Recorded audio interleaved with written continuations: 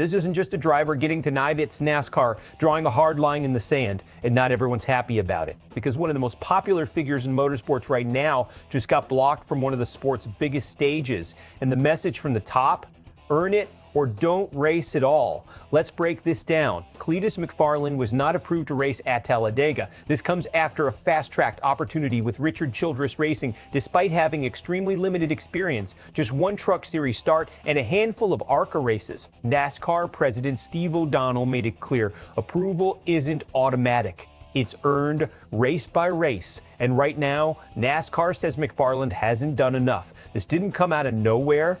McFarland exploded into the NASCAR pipeline with a massive fan base, millions on YouTube, massive reach on social media. From a business standpoint, he's exactly the kind of personality NASCAR has been trying to attract. But here's the problem. Popularity doesn't equal readiness. At Daytona, things nearly went sideways, literally. His spin during a truck race created chaos and raised serious concerns inside the garage. Then came Rockingham. A strong eight-car run top 5 finish showed flashes of potential.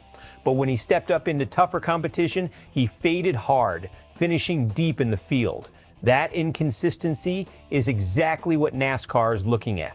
And insiders like Freddie Kraft are saying it out loud. This isn't about hype anymore, it's about safety and skill. Add in past controversy like Daniel Suarez calling out NASCAR's approval system after an incident involving Katherine Legge. Suddenly, this isn't just one decision. This is NASCAR protecting its credibility. Let's get real, Talladega is not a training ground. It's one of the most dangerous tracks in NASCAR. Superspeedway racing means tight packs, inches apart, at nearly 200 miles per hour. One mistake doesn't just ruin your race, it can wipe out half the field. So when NASCAR looks at McFarland, they're not just evaluating talent. They're asking one question: can he survive and not take others out with him? Right now, the answer isn't strong enough.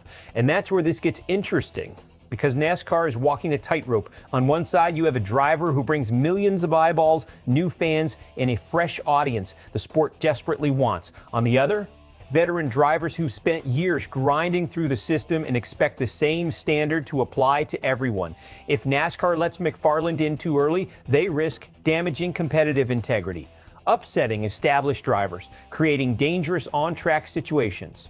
But if they hold him back, they risk missing out on a massive growth opportunity. That's why O'Donnell's message matters so much. Progression over popularity. No shortcuts. This is where things split. Some fans are furious. They see McFarland as a gateway to the future of personality who can bring younger audiences into NASCAR. To them, this feels like the sport being stuck in its old ways. But others, they're backing NASCAR 100%. Because in their eyes, this is about respect. Respect for the drivers who paid their dues, respect for the danger of the sport, and respect for the process. Media voices are leaning cautious too. The general tone, McFarland has potential, but he hasn't proven enough yet. So what happens next? McFarland goes back, runs more ARCA races, maybe trucks, builds consistency, sharpens racecraft, and earns approval the right way. If that happens, this story flips completely. He becomes the perfect crossover success story NASCAR can promote everywhere. The hype fades, results don't improve, and NASCAR quietly moves on, leaving a massive audience untapped and what could have been hanging over the sport. So now the pressure is officially on. Not on NASCAR, but on McFarland.